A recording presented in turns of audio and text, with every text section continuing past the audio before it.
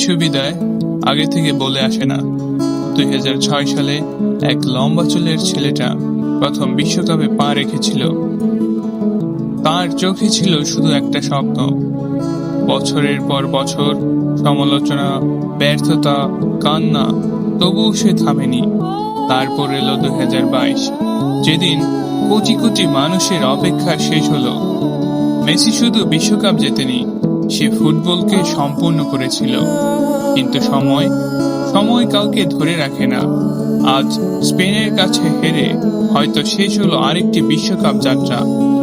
আর যদি সত্যি এটাই মেসির শেষ বিশ্বকাপ হয়, তাহলে আমরা শুধু একজন খেলোয়াড়কে বিদায় জানাচ্ছি না, আমরা বিদায় জানাচ্ছি আমাদের শৈশবকে, রাত জেগে খেলা দেখা সেই মুহূর্তগুলোকে। মেসি বল পেলেই কিছু একটা হবে, এই বিশ্বাসটাকে। ট্রফি হারানো যায়, ম্যাচও হারা যায়, কিন্তু প্রজন্মের হৃদয়ে যে নাম লেখা থাকে সেটার নাম লিওনেল মেসি। গ্রাসিয়াস Leo, football will never feel the same.